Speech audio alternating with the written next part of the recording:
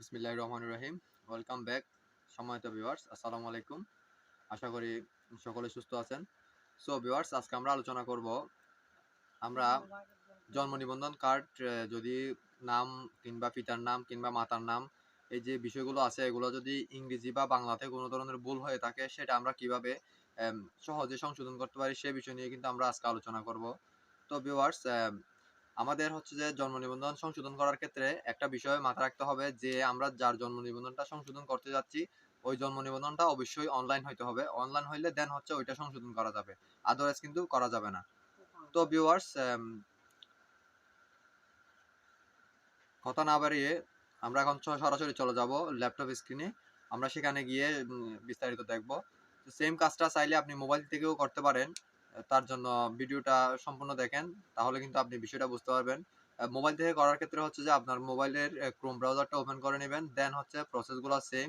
আর কাজ করার সুবিধার্থে আপনি চাইলে মোবাইলের ক্রোম ব্রাউজারটা ওপেন করার পরে হচ্ছে কর্নারে একটা থ্রি ডট আইকন আছে, থ্রি ডট আইকন থেকে আপনি যদি একটু ওখানে ক্লিক করার পর একটু স্ক্রল ডাউন করে নিচের দিকে যান, দেন হচ্ছে ওইখানে আপনি দেখতে পাবেন ডেস্কটপ সাইট নামে একটা অপশন আছে, ওইটা যদি অন করে দেন দেন হচ্ছে যে মোবাইলটা কিন্তু ল্যাপটপ স্ক্রিনের মতোই সেম হয়ে যাবে। তো আপনি চাইলে মোবাইল স্ক্রিন থেকেও করতে পারেন, চাইলে আপনি ডেস্কটপ মোডে গিয়েও করতে পারেন। সেটা হচ্ছে সম্পূর্ণ আপনার নিজের ইচ্ছা, যেভাবে আপনার সুবিধা হয়। তো ভিউয়ার্স, চলুন আমরা মূল ভিডিওতে ফিরে যাই।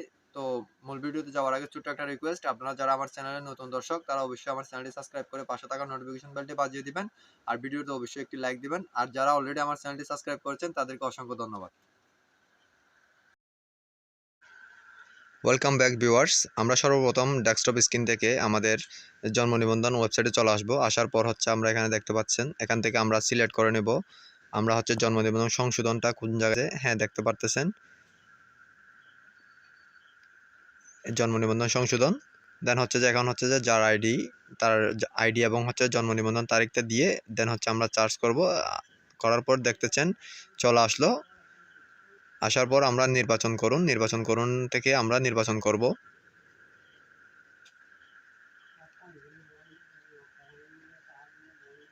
হ্যাঁ, নির্বাচন কনফার্ম করব।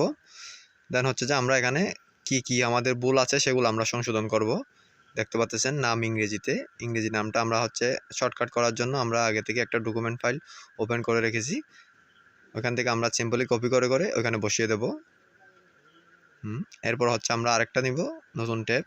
এবার দেখতে পাচ্ছেন পিতার নাম, সেমভাবে আমরা কিন্তু কপি করে নিচ্ছি যাতে সময় কম লাগে, ভিডিওটা লেন্দি না হয়।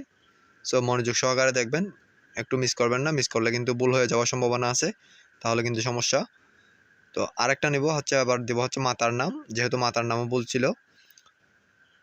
তো আমরা সেমভাবে কিন্তু এখান থেকে কপি করে নিয়ে ওইখানে বসিয়ে দেব। আপনারা কিন্তু টাইপ করার সময় দেখে দেখে খুব সুন্দরভাবে মনোযোগ সহকারে দেখে নামগুলো লিখবেন, যাতে কোনো অক্ষর এদিক সেদিক না হয়। দেন হচ্ছে লিপিবদ্ধ করা হয়েছিল এই বিষয়টা আমরা সিলেক্ট করে দেব। দেওয়ার পরে আমরা নিচের দিকে চলে যাব। তো আমরা এখান থেকে জেলা উপজেলা সবগুলা সিলেক্ট করে, তো দেখতেছেন আমরা সবগুলা সিলেক্ট করে নিলাম। নেওয়ার পরে সিম্পলি হচ্ছে ঠিকানাটা সুন্দরভাবে বসিয়ে দিব। আপনার দেশ, জেলা, বিভাগ, জেলা, উপজেলা, আপনার ইউনিয়ন, ওয়ার্ড, এই বিষয়গুলো কিন্তু খুব সুন্দর করে দেখবেন। একটা কিন্তু ফুলফিল করে দেখাচ্ছি, বাকিগুলো দেখালাম না ভিডিওটা লেন্দি না হওয়ার জন্য। একটু মনোযোগ সহকারে দেখেন। ইউনিয়ন, হ্যাঁ, এবার হচ্ছে ওয়ার্ড। তো দেখতে পাচ্ছেন এখন ডাকঘর বাংলাতে, আবার হচ্ছে ডাকঘর ইংলিশে। তো গ্রাম, পাড়া, মহল্লা এগুলা কিন্তু সেমভাবেই দিতে হবে, সব কিন্তু একই জনের। দেন হচ্ছে এখানে হচ্ছে আপনার একটা অ্যাক্টিভ মোবাইল নাম্বার দিতে হবে। যে মোবাইল নাম্বারটা দিচ্ছেন ওইখানে একটা SMS চলে যাবে সাবমিট করার পর। এখন হচ্ছে সংযুক্তি হচ্ছে আমরা একটা যার জন্য কাজটা করতেছি তার একটা জুনিয়র স্কুল সার্টিফিকেট, সেটা আমরা স্ক্যানিং করে আগে থেকে রেখেছি, সেটা কিন্তু আমরা এখানে আপলোড করে দিব একটা ডকুমেন্ট হিসাবে। তো ফাইল টাইপ থেকে আমরা জুনিয়র স্কুল সার্টিফিকেট এটা কিন্তু সিলেক্ট করে দেব। তো দেখতেছেন আমরা একটু নিচের দিকে যাই, নিচের দিকে গেলে কিন্তু আমরা দেখতে পারবো, হ্যাঁ এই যে দেখতেছেন জুনিয়র স্কুল সার্টিফিকেট। আমরা কিন্তু হয়তো দেখতেছেন আপনি, আপনারা কিন্তু এটা জুনিয়র স্কুল সার্টিফিকেটটা সিলেক্ট করে দেবো। হ্যাঁ, যাচ্ছি। দেন হচ্ছে যে আমরা আপলোড করে দিলাম। আপলোড করে দেওয়ার পরে আমরা এখন হচ্ছে বিস্তারিত বিষয়গুলো আরও একবার ভালো করে চেক করে দেখব যে কোথাও কোনো ভুল ত্রুটি আছে কিনা। সবগুলা যদি আমাদের ঠিকঠাক হয় তাহলে কিন্তু আমরা সাবমিট করব। কেননা হচ্ছে যে আমরা যদি একবার সাবমিট করে দিই সেটা কিন্তু একবার সাবমিট নিয়ে নিবে। আর একটা সংশোধন করার ক্ষেত্রে হচ্ছে যে আপনি একই জন্ম নিবন্ধন কার্ড 4 বার সংশোধনের জন্য আবেদন করতে পারবেন, এরপরে কিন্তু আর পারবেন না। তো সেই জন্য কি করবেন, আপনি অ্যাপ্লাই করার আগে, সাবমিট করার আগে হচ্ছে বিষয়টা ভালোভাবে চেক করে নেবেন যে কোথাও কোনো ভুল ত্রুটি আছে কিনা। তো সবকিছু দেখার পর যদি যে মনে করেন যে আপনার সবকিছু ঠিকঠাক আছে তাহলে আপনি সাবমিট করতে পারেন। তো আমি একটু চেক করে নিচ্ছি। তো দেখতেছেন একটু জুম দিয়ে আমি বড় করে নিলাম। বড় করে নেওয়ার পরে সবগুলো চেক করলাম। দেন হচ্ছে যে পেমেন্টের মাধ্যম ফি আদায়, এটা অবশ্যই সিলেক্ট করবেন। ফি আদায় দেওয়ার পর দেন সাবমিট। তো আমরা যদি একটু লক্ষ্য করি, হ্যাঁ, এই যে দেখতেছেন একটা হচ্ছে আমাদের ইউজার আবেদনপত্রের নম্বর। এই নম্বরটা কিন্তু আমাদের সংরক্ষণ করে রাখতে হবে পরবর্তী অনুসন্ধানের জন্য।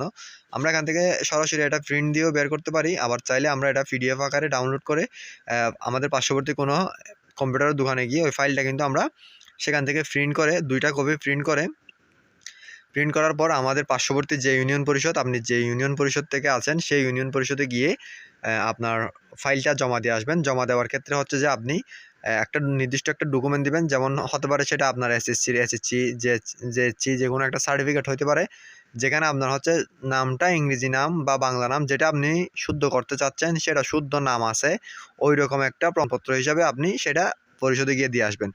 দেন হচ্ছে যে আপনার 15 দিনের মধ্যে আপনার কাজটি সম্পন্ন হয়ে যাবে। আর একটু যদি যোগাযোগ রাখেন তাহলে কিন্তু চাইলে আপনি সাথে সাথে কিন্তু আপনার জিনিসটা নিয়ে আসতে পারেন। তো সেক্ষেত্রে আপনি নিকটস্থ পরিষদে গিয়ে যোগাযোগ করবেন। দেন হচ্ছে যে আপনার কাজটা সম্পন্ন হয়ে যাবে। তো আপনি চাইলে পরবর্তী অনুসন্ধানের জন্য আপনার ইউজার আইডি যেটা হচ্ছে আপনার আবেদনপত্রের নম্বর, সেটা দিয়ে কিন্তু আপনি পরবর্তীতে অনুসন্ধান করতে পারেন যে আপনার কাজটা কতটুকু হলো, সেটা আপনি পরবর্তীতে কিন্তু আপনি ঘরে বসেই কিন্তু নিতে পারেন। তো ভিউয়ার্স, আজকের ভিডিওতে এই পর্যন্ত। যদি বুঝতে অসুবিধা হয় তাহলে অবশ্যই জানাবেন। ভালো থাকবেন, সুস্থ থাকবেন। আল্লাহ হাফেজ।